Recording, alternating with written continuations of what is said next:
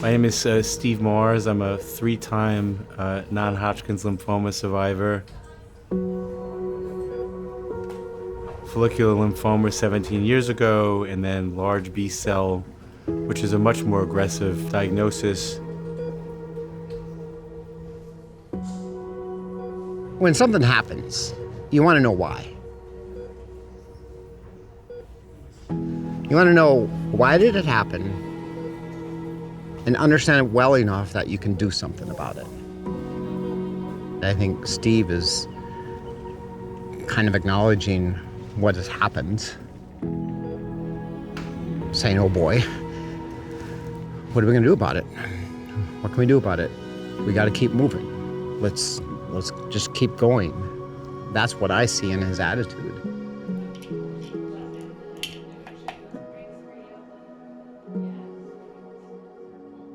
It's all about my relationship with my family and the fact that, you just want to have time.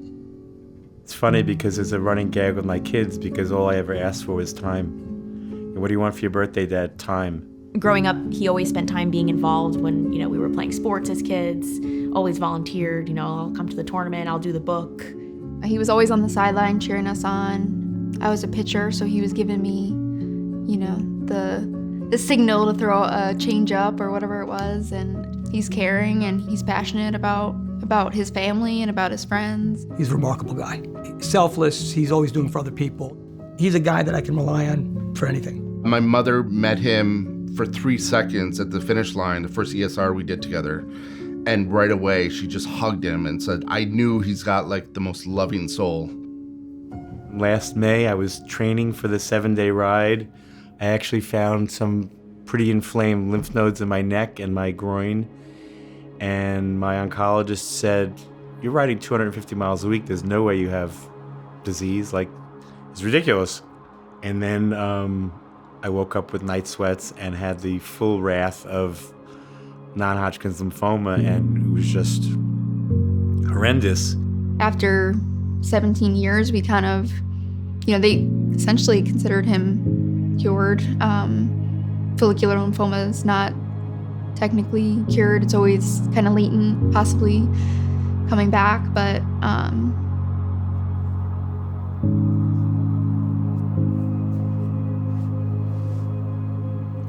I think we were all very shocked. He looked fine and seemed fine, and he had just gotten back from riding, and it didn't he didn't look sick to us. Within a week, though, I kind of knew that something was definitely wrong.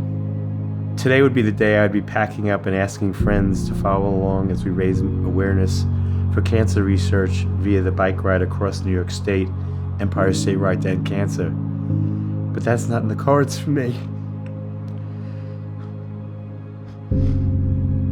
Less than 2 weeks ago, I found that my old foe lymphoma has returned after 17 years. And instead of riding a bike, I've started treatment. I think the fact that Steve couldn't ride in the 7-day ride was almost as devastating to him as the diagnosis itself. It was really a big challenge for him not to go on that ride. He missed the 2025 Empire State Ride, which was heartbreaking for all of us because he was in treatment.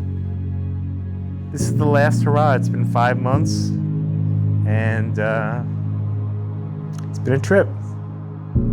The last infusion I'm having from yesterday today is a 24-hour, in addition to some other drugs, this is a 24-hour infusion, which is why I have to spend the night. And I have some good friends around me to maybe watch me ring a bell. And, I'm just grateful for getting to this moment.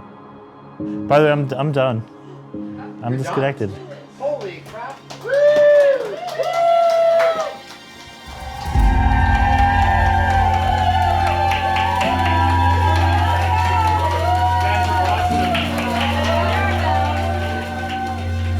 I tried to screw this up.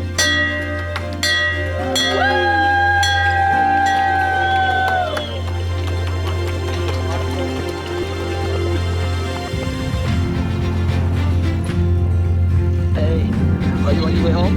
I'm on my way home. That's awesome. Thank you, brother.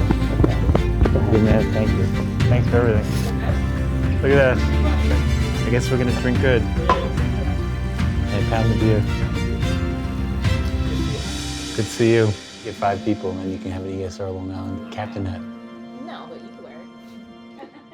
When he went into remission, or it was taken care of, we thought we were done. You know, you guys were here in December, and we thought, all right, this was hard. But that was, this is it. And then 5 weeks later, he had a CT scan. We see something on the brain, we're not sure. And then he had the MRI, and that confirmed that there were, lesions on his brain, that it was cancer again.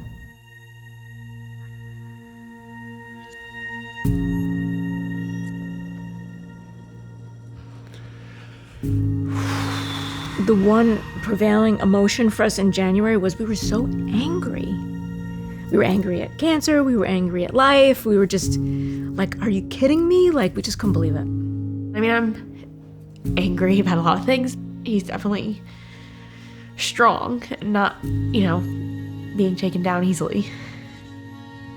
It crossed the blood-brain barrier and went into his central nervous system. And that's a whole nother dimension of the body. And so a whole different type of treatment.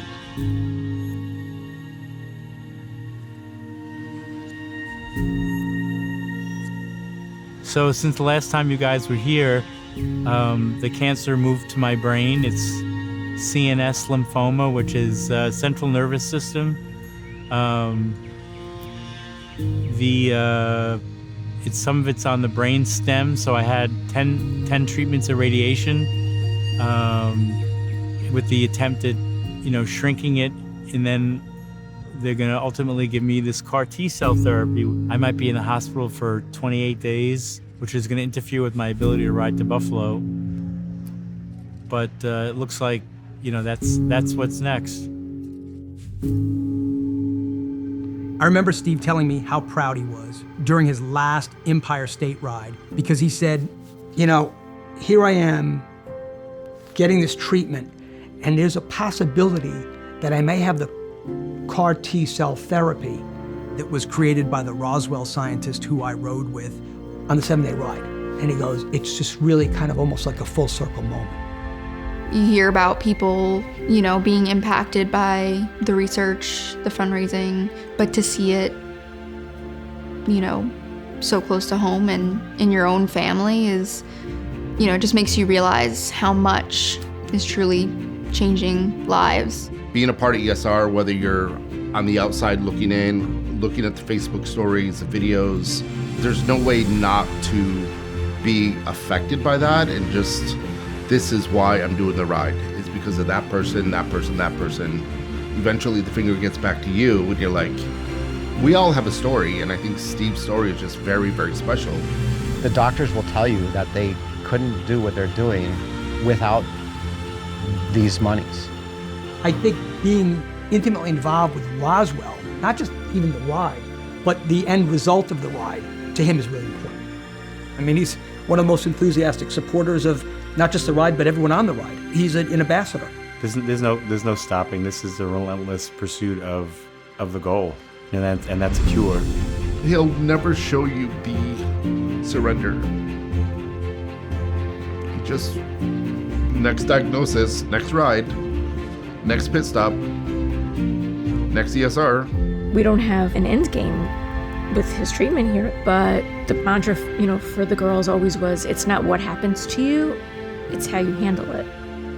I feel like he's empowered me to make a difference, like teaching environmental science and getting students to realize their impact and make a change in their own personal lives, make an impact in someone's life or make a change that's gonna be helpful to the world. He's always taught us to stand up when you get knocked down, show up for the people and the things that you care about with passion and hard work. I don't know what else to do other than be positive. I just don't. My mother was a glass half full kind of person, and maybe I get that from her. But I don't know what else to do other than put on a good face and take the bumps as they come.